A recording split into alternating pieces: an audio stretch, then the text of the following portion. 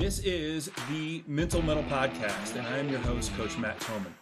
I'm a former athlete, teacher, coach, and athletic director that switched careers after surviving cancer and a stroke in the fall of 2020.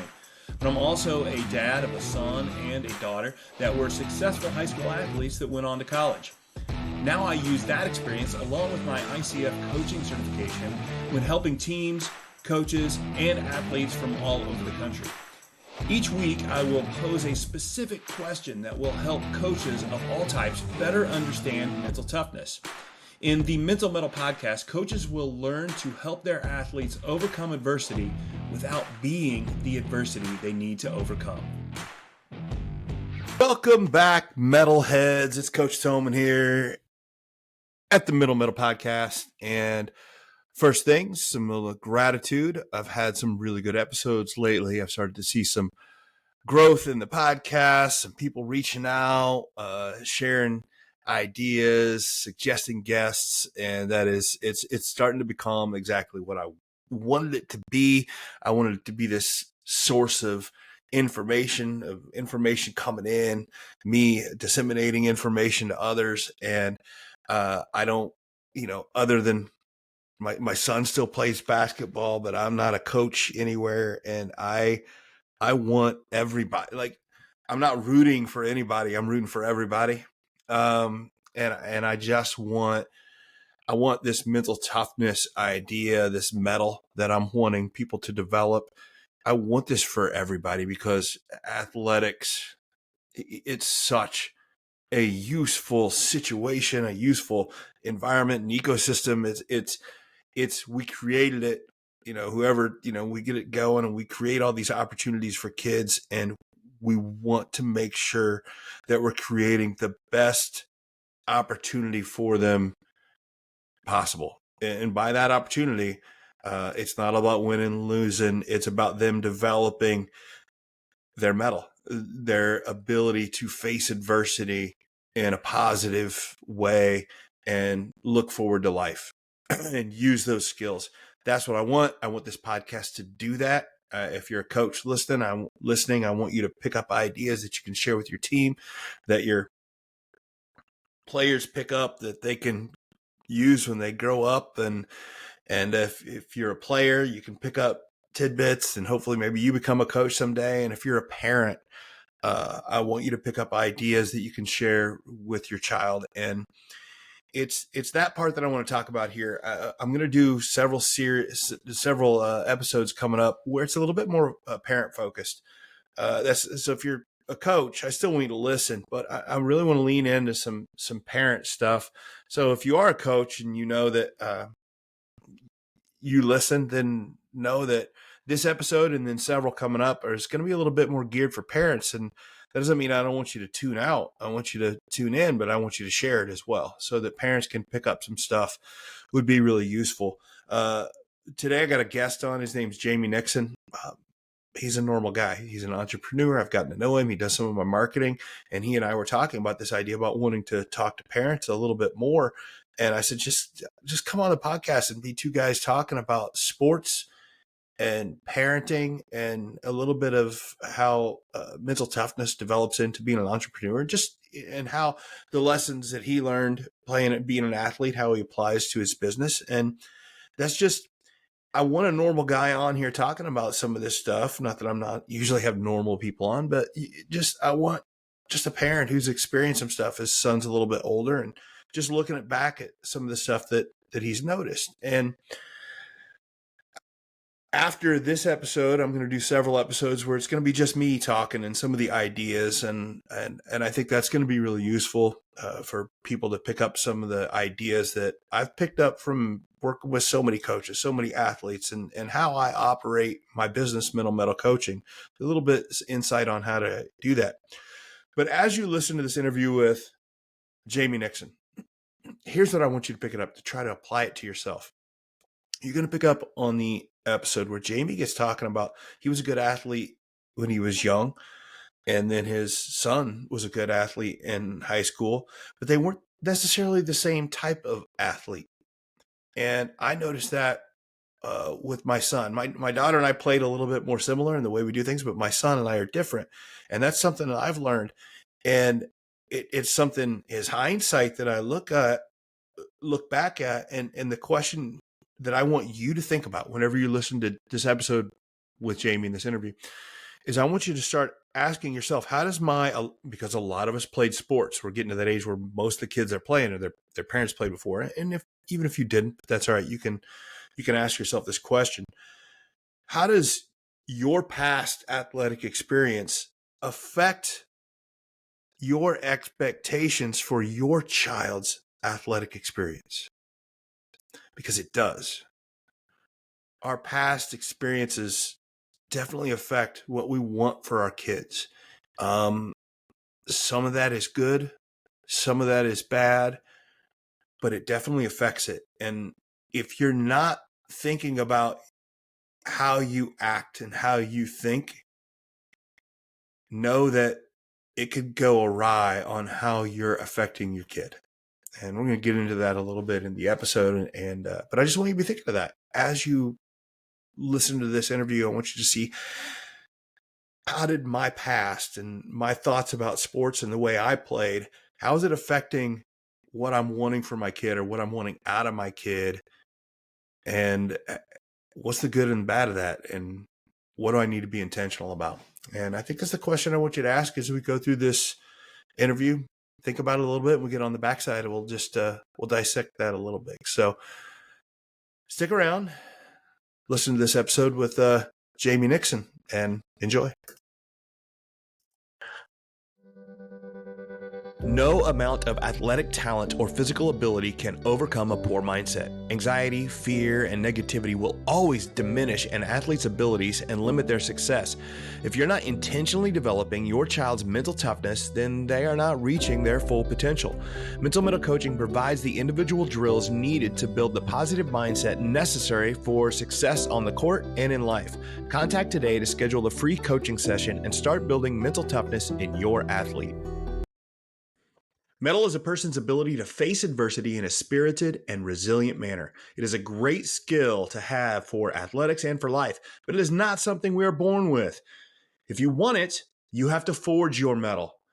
And if you listen to the Mental Mettle Podcast, you already know that, but not everybody else does yet.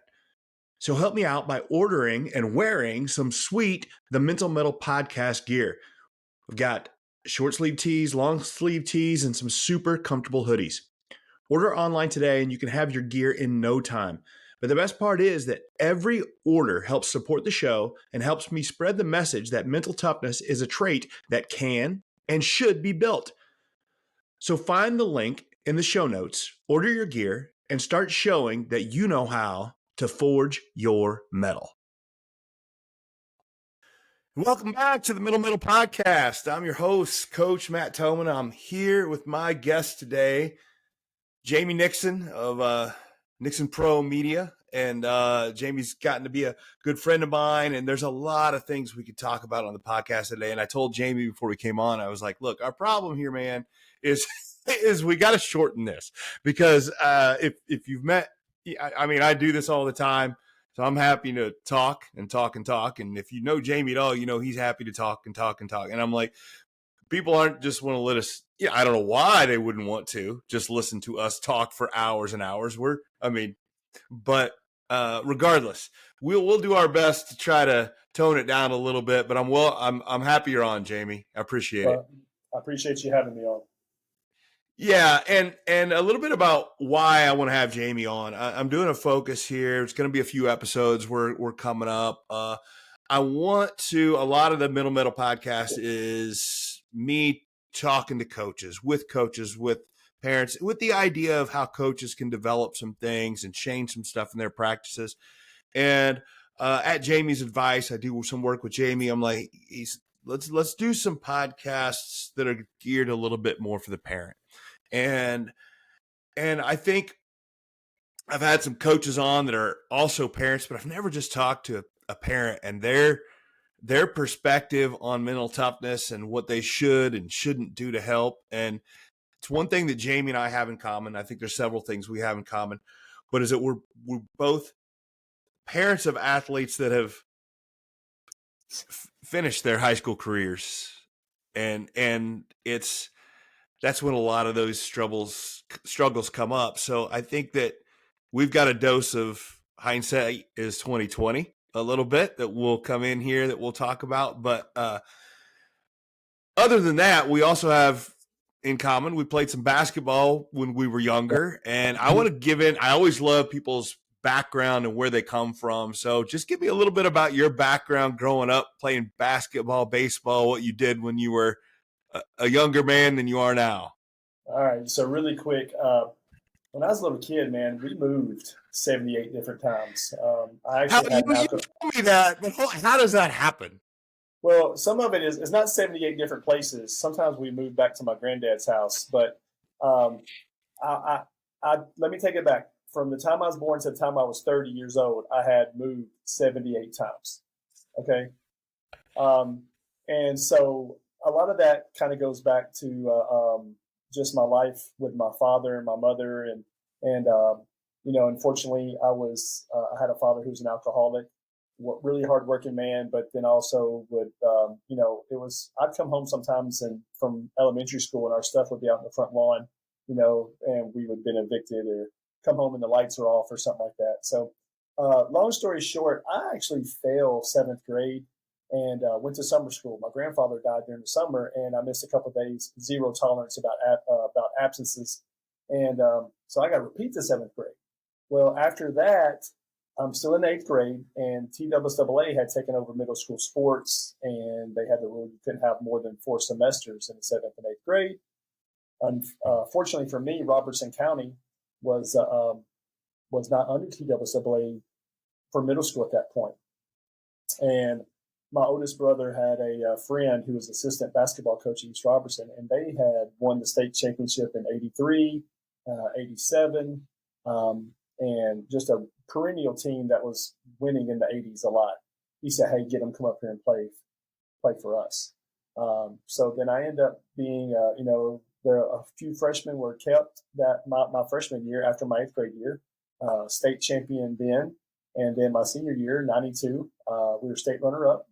I led the state in free throw percentage that year. And of course, I played golf. I wasn't very good, but I also played baseball, which led me to go to Dyersburg State my first year of college on a basketball scholarship. And then I went to Cumberland after that. What was the percentage? The split? Yeah, your free throw. No, your free throw percentage. 87. I ended the season with 87. Yeah. 87. Yeah. That's not too shabby. I'm sure you tried to find some ways to fabricate some of those fouls, make sure you find your way to the line. Well, here's the cool thing is that we had in 93, in 87, there was a Mr. Basketball Fitz-Jones. 89, Mr. Basketball Carlos Groves. If you Google Carlos Groves, you'll see he's famous for getting in a fight with Shaq because Carlos played for U2, Shaq. So that's the same Carlos Groves. Then in 93, the year after I was gone, David Woodard was Mr. Basketball. So we had 3 Mr. Basketballs within a 10-year period.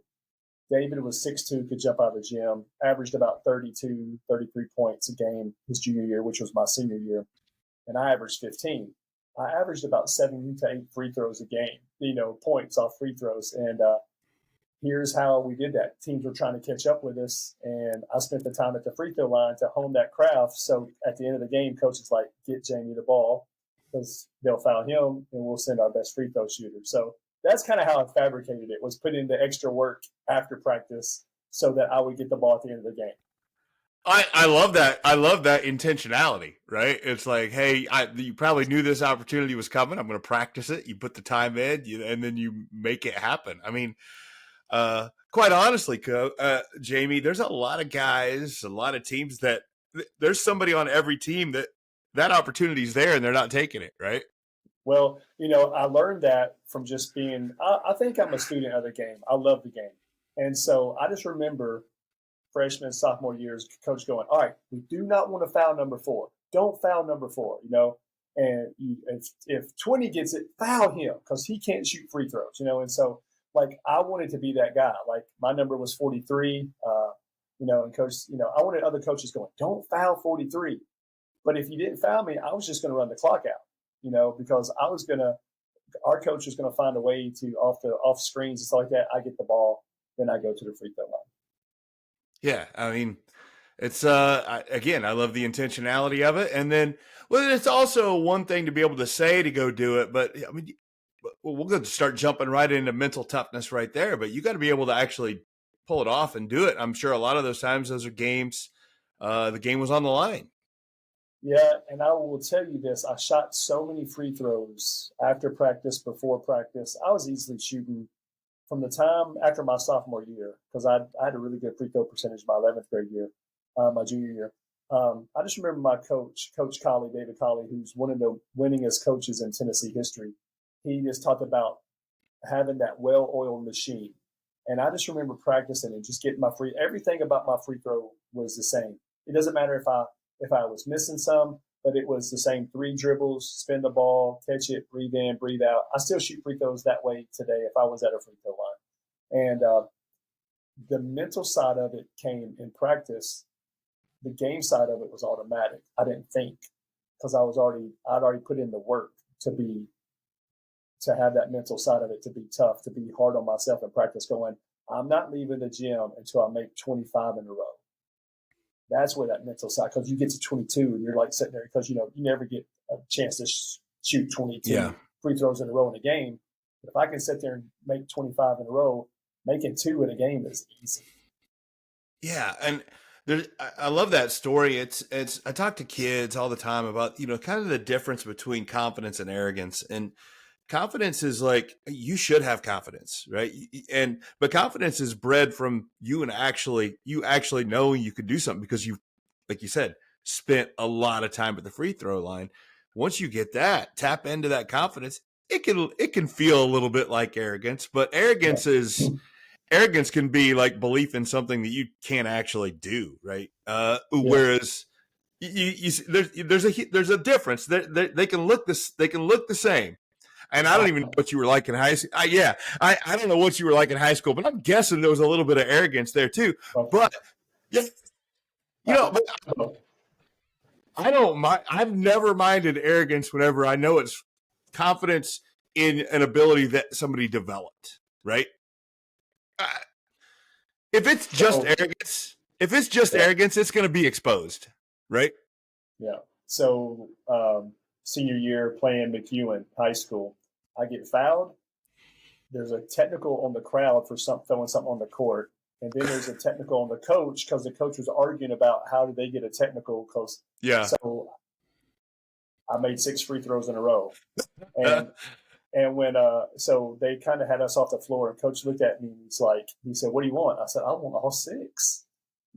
So I got to, and that was at the time where you went up to the free throw line. They gave me my first 2 for being fouled, because it was a shooting foul.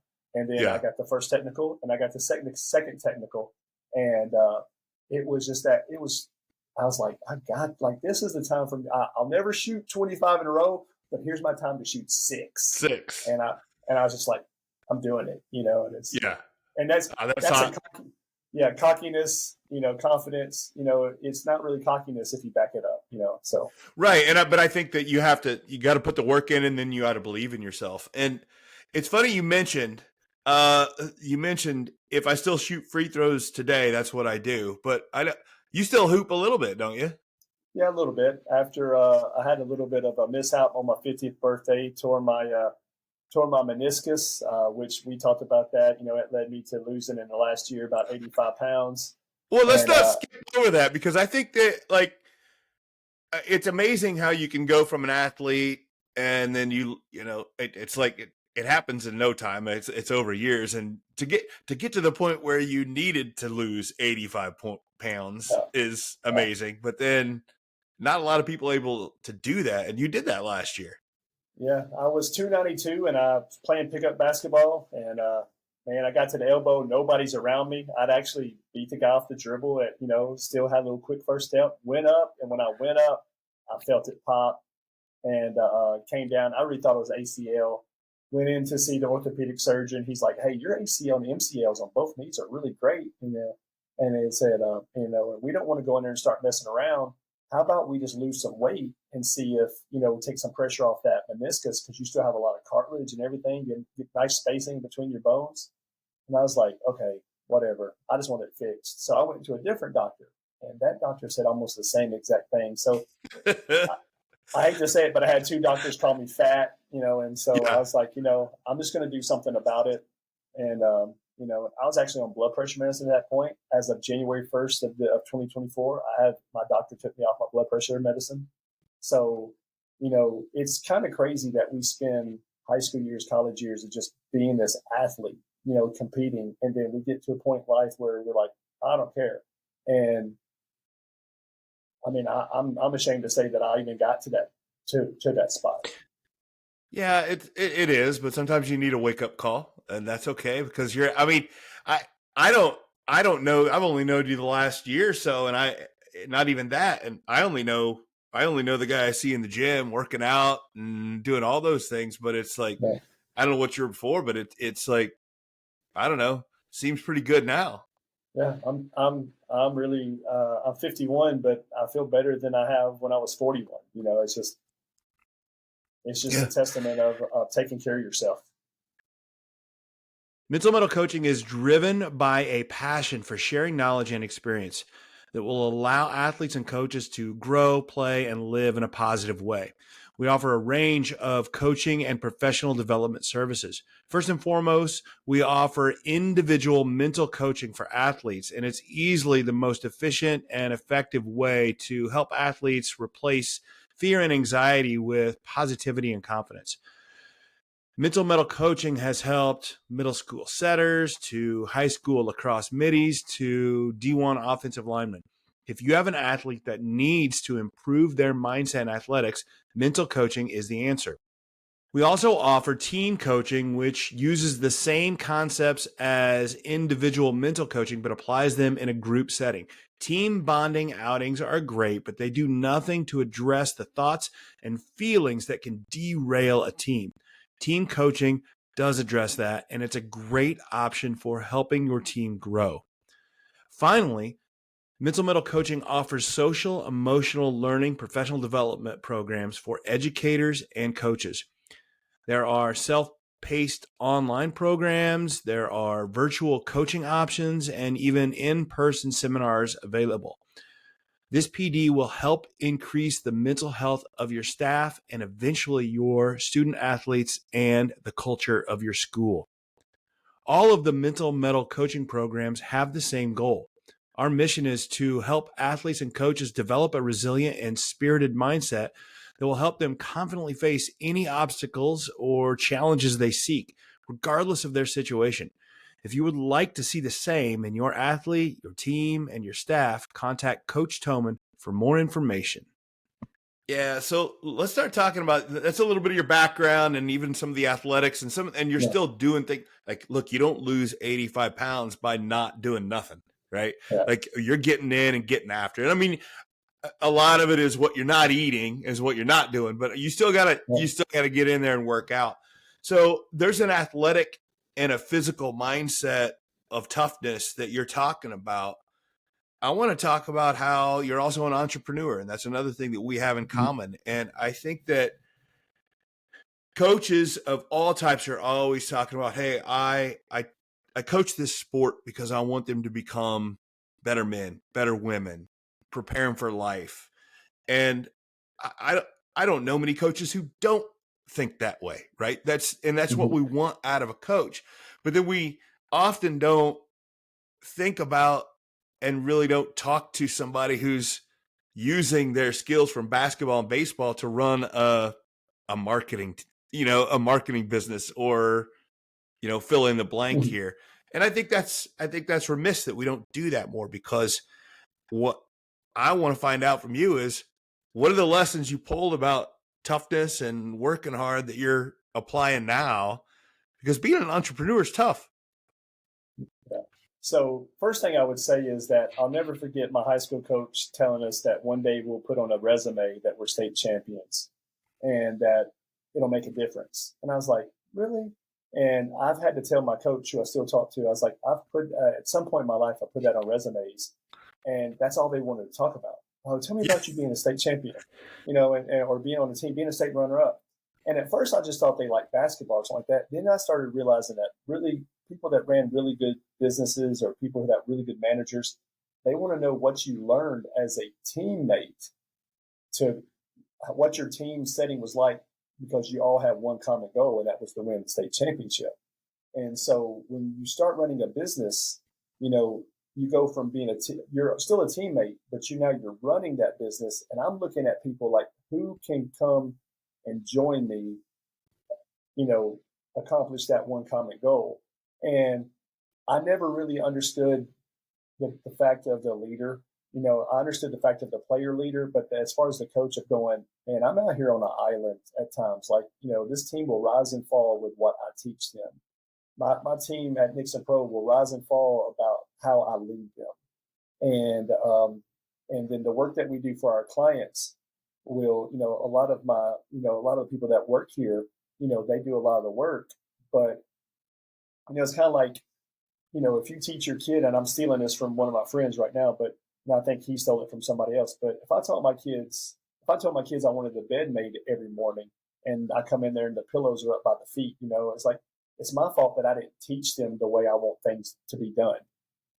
So, that's as far as me, that's that mental toughness, is that I'm having to teach, I'm having to persevere through different things, whether it could be finances, whether it could be other personalities of other business owners as a marketing agency that we help. I'm always constantly shifting gears.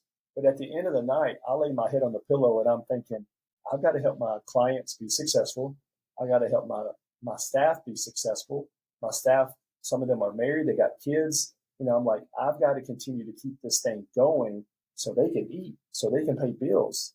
And that weighs on you a little bit. And if you don't have that cognitive thought process of like, it doesn't matter what's in front of me, I'm going, if I have to go through it, I'll go through it. And that's where that mentalness comes in.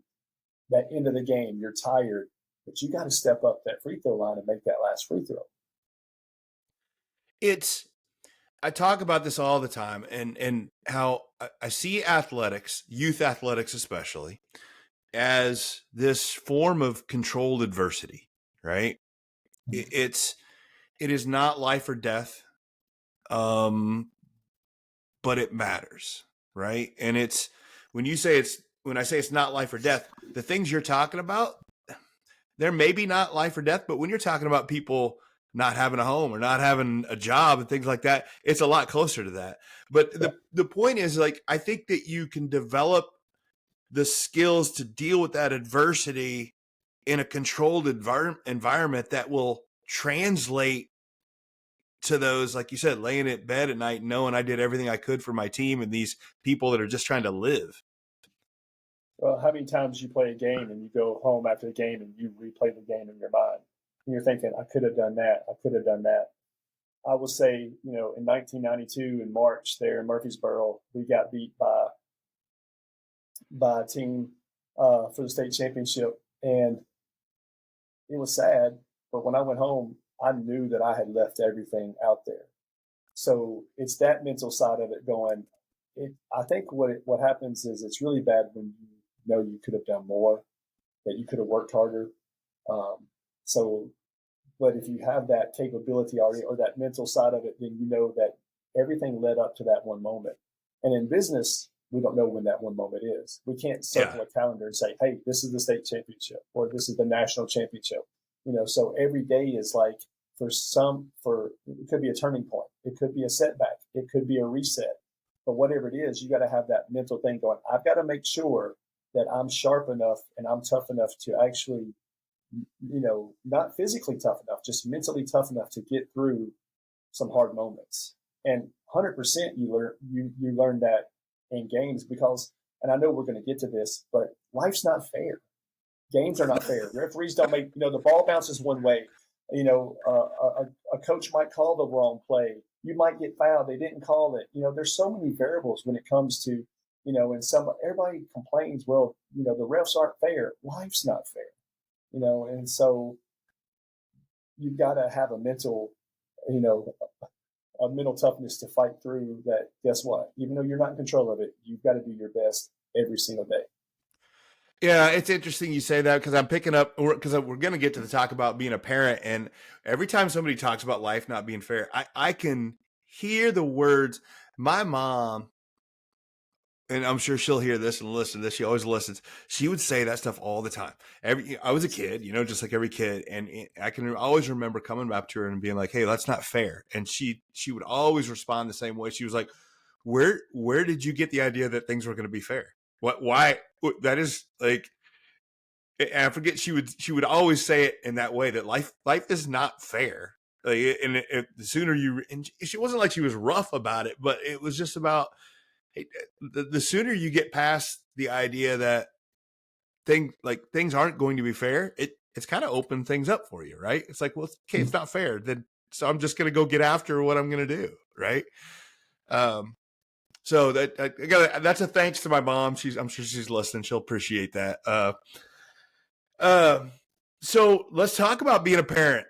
So I know that tell me a little bit about, I know you want to talk a little bit about being a parent and what the role of a parent is for their athlete, because I think, I don't want to say this the wrong way at all, Jamie, and have anybody upset, but a lot of people miss the boat on this, right? A lot of parents,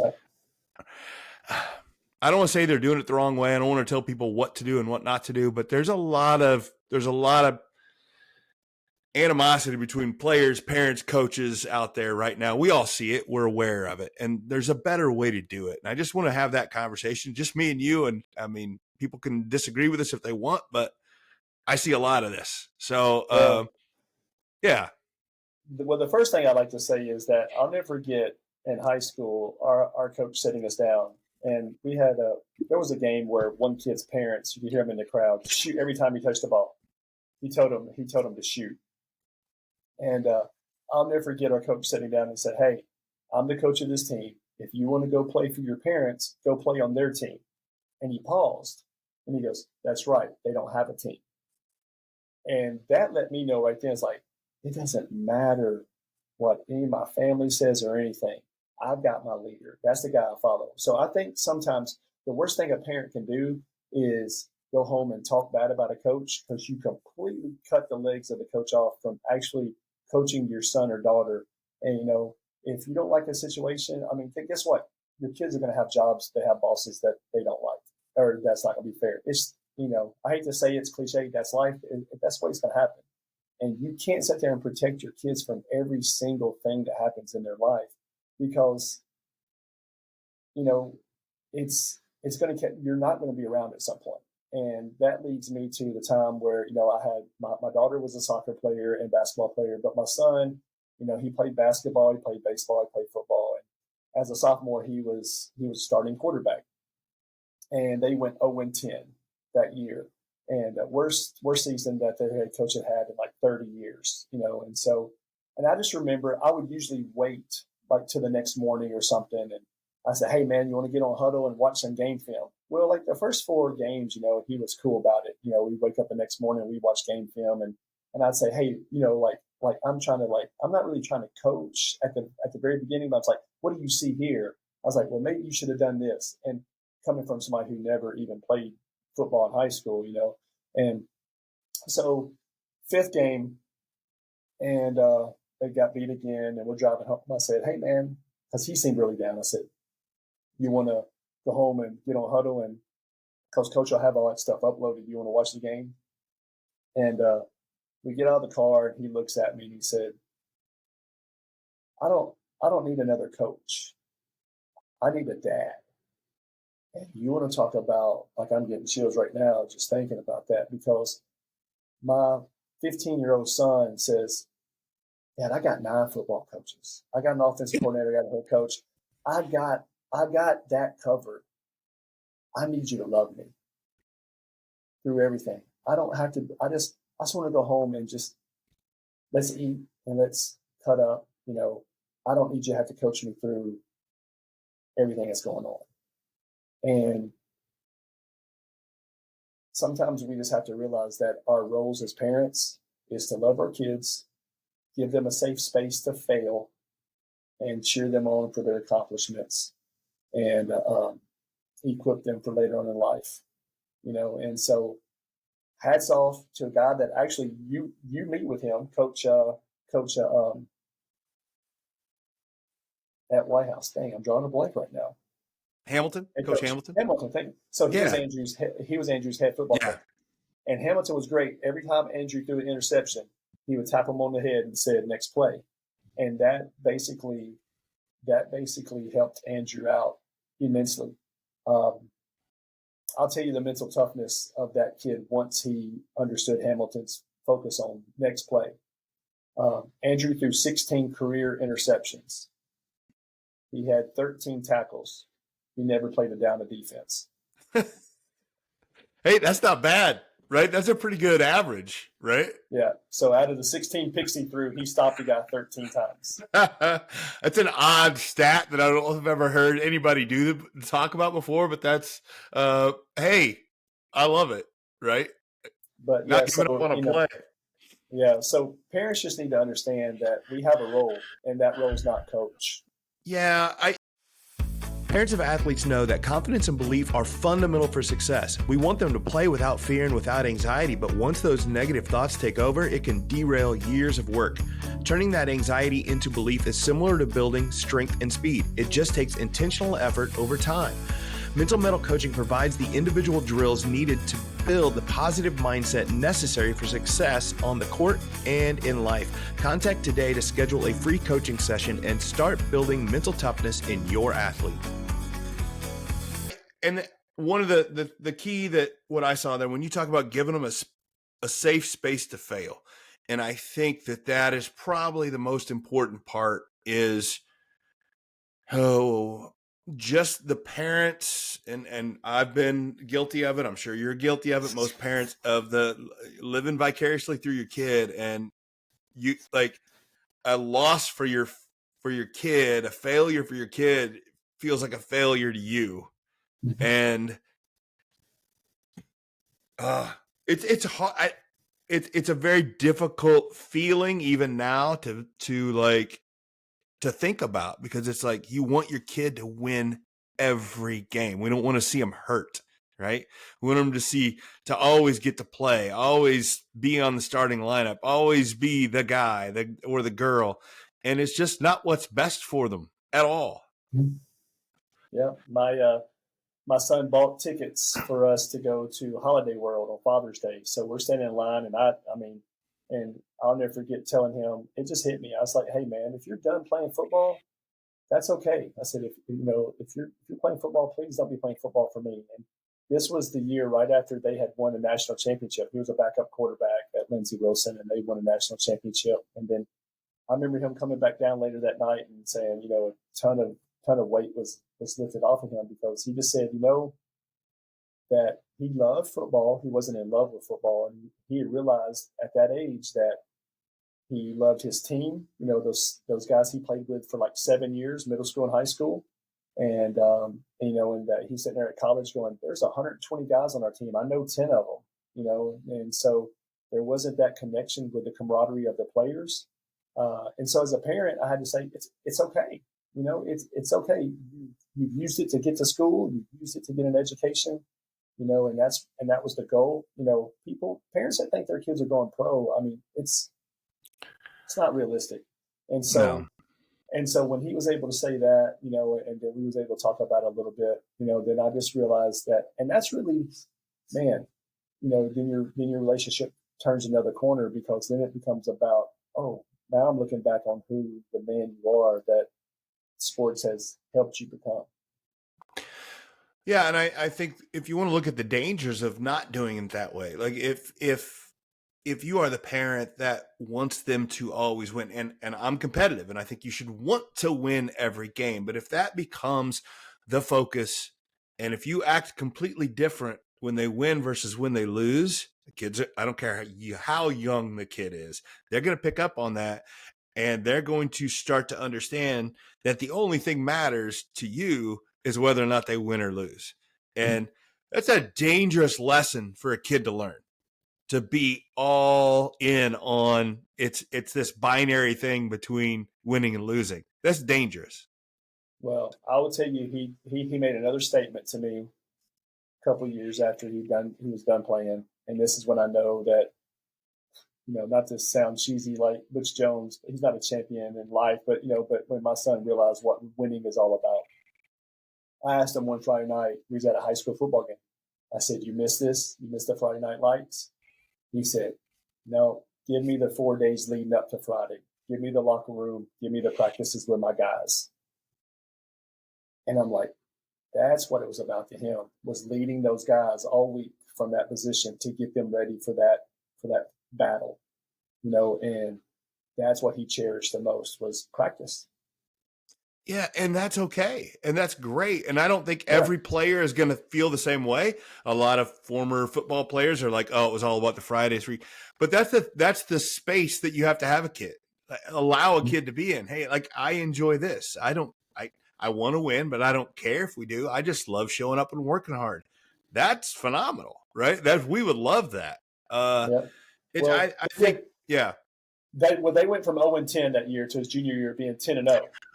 And then they had 2 playoff games. So that junior year, he was 11-1. And I remember he was kind of feeling himself a little bit. He was like, "Yeah, we're 11-1. We went undefeated." I said, "Man, you're a mediocre quarterback." He's like, "What?" I said, "You're mediocre. You're average." He goes, "Whatever. We're 11-1." I said, "Yeah, but as a career starter, you're 11-11." That's fair.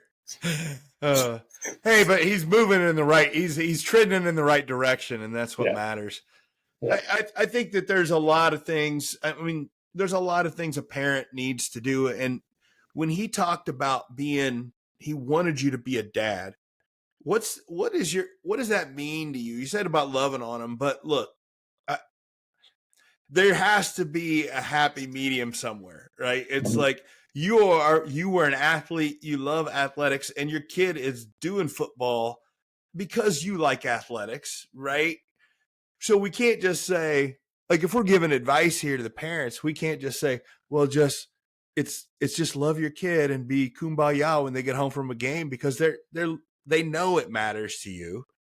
So I always feel like you're walking a line. There is a line somewhere, and I don't know what your thoughts are on where's that line. Well, I don't think it's necessarily about where the line is. You know where the line's at. I think you wait, because this happened. Let them come across that line, because he eventually came back and he was like, "Hey, Dad, I need your help on this. Hey, Dad, let's go outside and throw. Hey, Dad, at this time, he's not driving yet. Hey, Dad, can you take me up? I'm going to meet with my receivers, and we're going to just work on some stuff." He still wanted me to be a part of everything. He just didn't need to tell me about mechanics and things like that. And so then we started talking about, from an athlete standpoint, well, hey, I'm struggling with this, and then I was able just to reflect back on my struggles or my accomplishments and say, well, here's what I would do.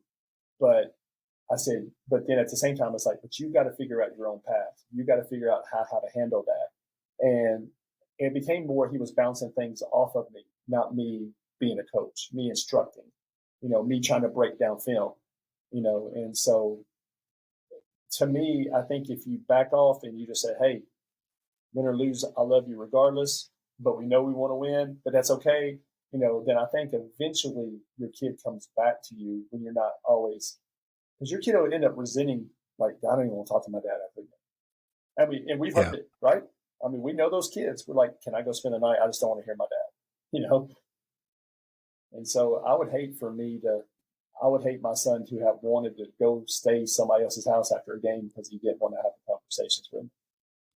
Yeah, and here's something that I see in some athletes. There's a couple things, like when if as the dad or the mom, I know some moms that are like that too, and if you're picking up on the mechanics, trying to fix mechanics or trying to make changes in their thought process in the middle of a game, and if that's what you're doing, what you're going to develop is a kid who is constantly thinking about what they're trying to do mechanically, what they're trying to do decision making. And if you've been an athlete at all, you know that one of the worst things you can do is thinking about everything you're doing. And I think that's what a lot of parents breed is overthinkers. Overthinking does not create great athletes. It makes anxious athletes. It makes one scared to make mistakes. Yeah, I'm again, these are things I've been guilty of, but now that I see it and understand and talk about it, I'm like, dude, stop telling your kid to change their form on their swing or their throw or their shot in the middle of a game. Like it's disastrous. Well, and you also have every parent in the world. I mean, I coached Andrew in football, in junior pro football. I coached him in baseball, and luckily I was around a couple guys that I knew, and I was like, "Hey, you coach my son, I'll coach your son." And we're all on the same team, so it's not like you don't need to. They'd come to me like, "Don't get on Andrew." And I remember Andrew used to pitch, and I just one of the things I would do to loosen him up a little bit if he was out there on the mound, he was struggling. You remember the movie Major League? Oh yeah, yeah. So the coach goes, "Give him the heater, Ricky." Yeah. I would just cheer, "Andrew, let's go, Ricky. Let's go, Ricky." And I would say it like that. Yeah. And Andrew's like, "Okay, I'm just rearing back and letting it go." I mean, that was my code word. That was the only coaching I did to him in baseball was I'd call him Ricky. And he knew from the movie, all he had to do was reach back and just let it go. And that loosened him up a little bit. But when he got into school sports, I was no longer his coach. Yeah. There's somebody paid me for that. Yeah, I agree. But coaches are going to be doing a good coach is going to be doing the same thing. They're not going to be focusing on all those mechanics and stuff like this. And going back to, if we bring full circle and talking about you being a free throw shooter, look, you were a good free throw shooter because you put a ton of time in, and it was muscle memory and it was confidence.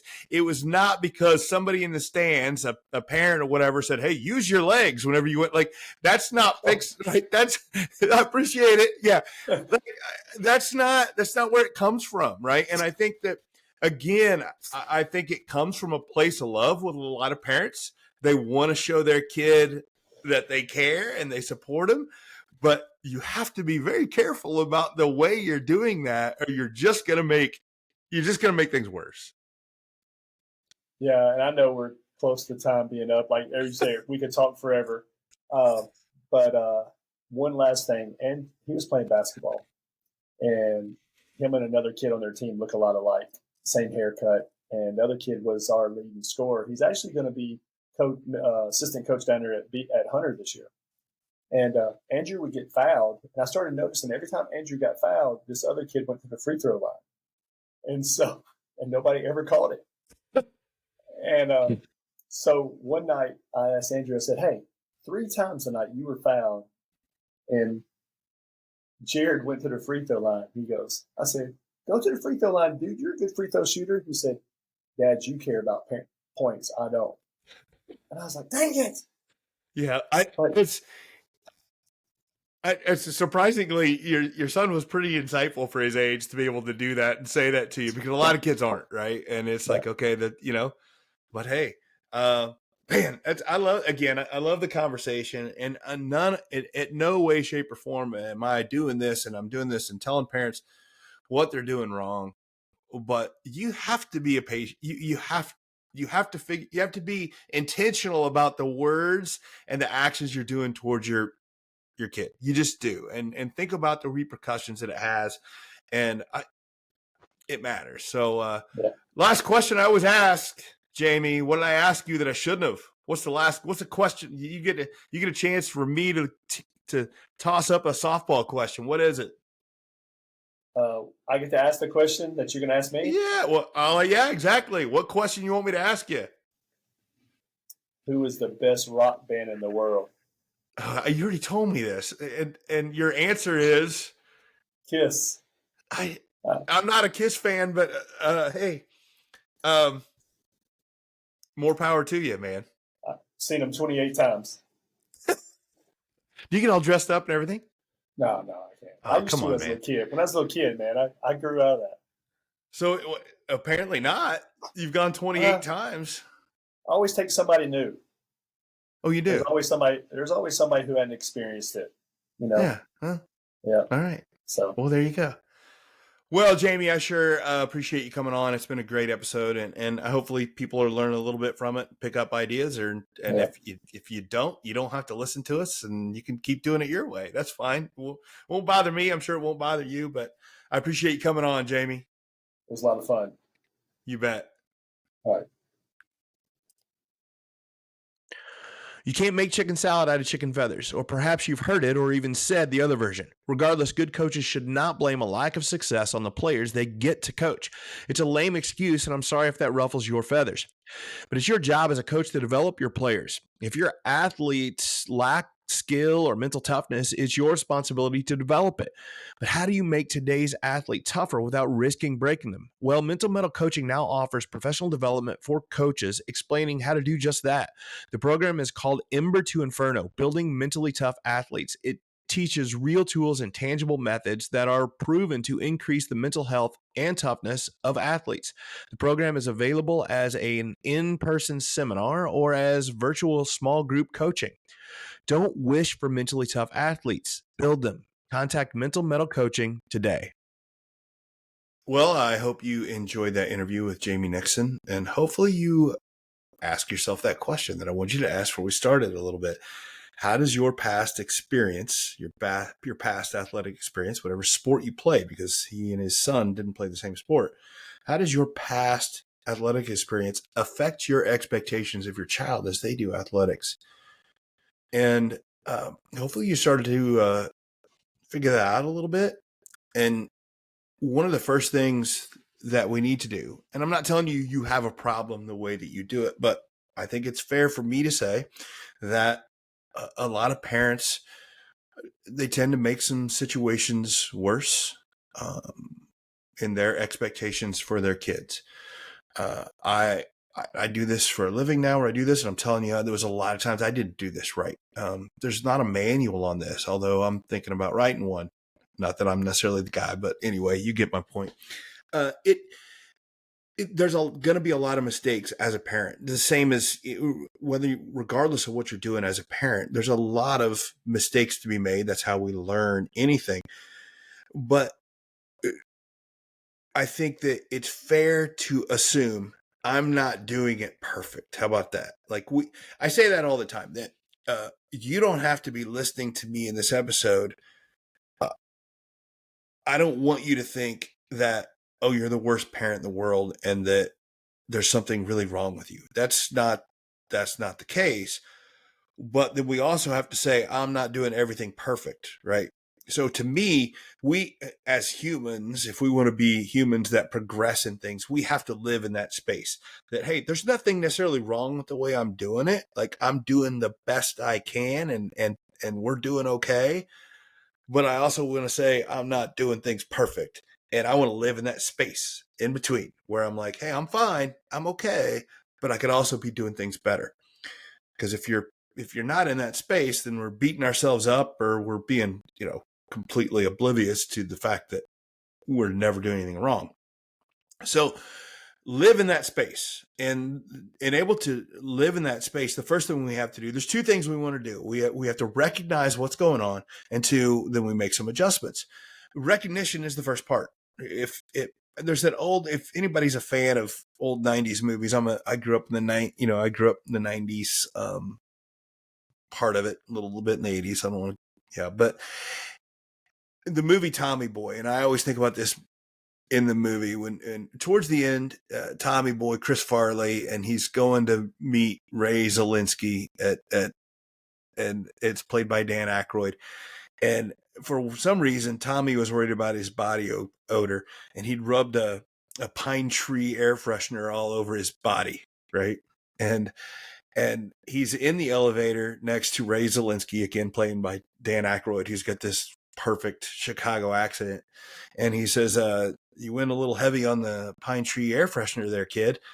And he said, "Yeah, it's from a taxi cab air freshener." And Ray Zielinski says, "Great, you've pinpointed it. Step 2 is washing it off."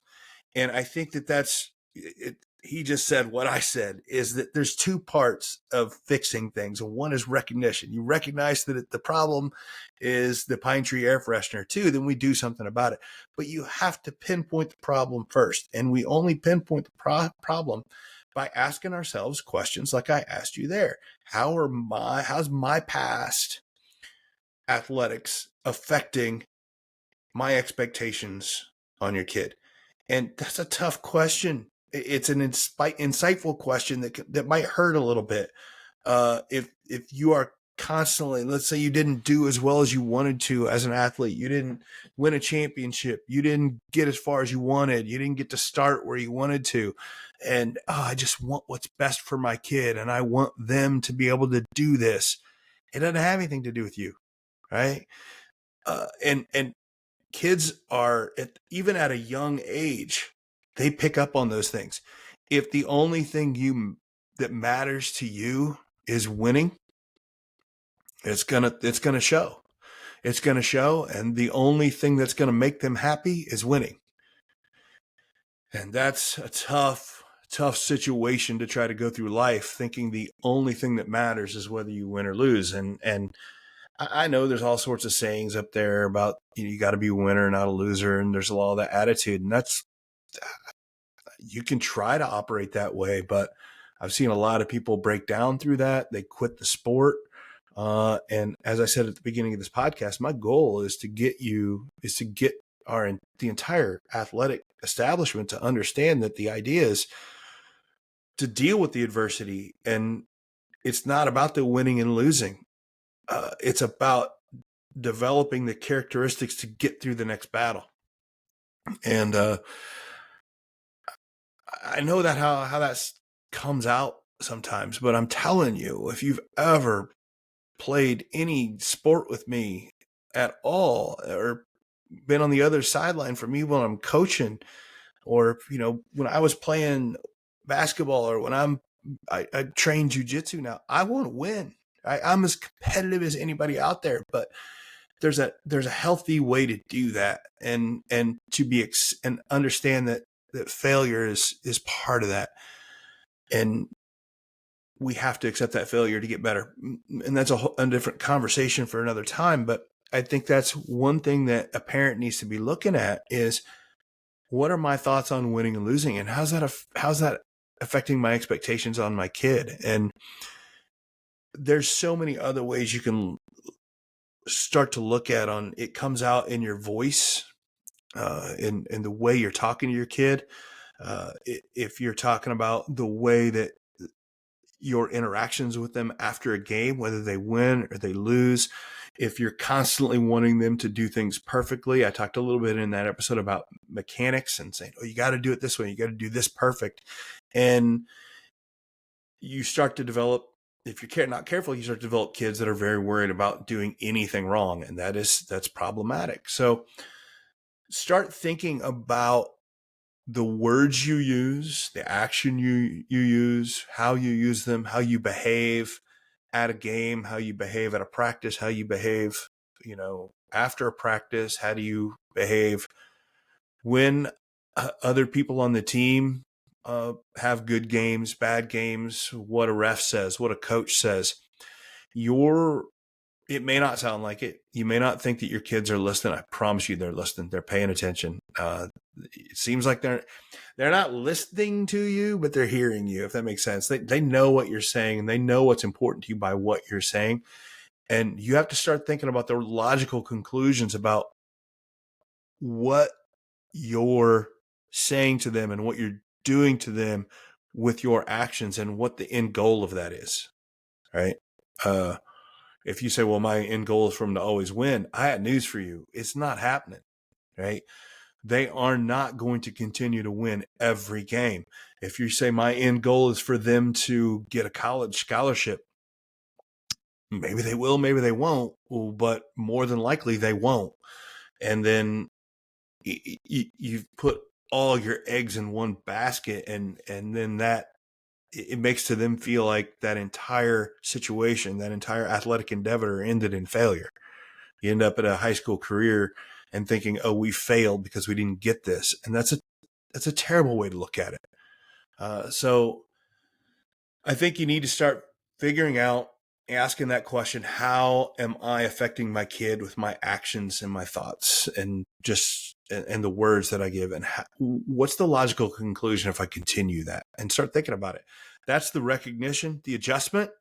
We're going to get into that next in some of the episodes coming up. So if you're listening to this and you're like, hey, I realize I want to change some things, I don't really know how to change or what to get into that, trust me, it's coming up. That's what I'm going to start working on the next few episodes. It's going to be just me talking about some of the ways that I work with athletes, some of this positive psychology, the tools that I instill in the athletes, and what a parent can do about that and how they can practice that. So if you interested, make sure you like, share, subscribe, get it out there to other parents, other coaches, and hopefully you can pick up some of it. But in the meantime, start doing some recognition with yourself on how you affect your own kid and your thoughts and your actions and your words and how that's affecting your kids. So, but for now, this has been Coach Matt Thomann. This has been the Mental Mettle Podcast. And always remember, forge your metal.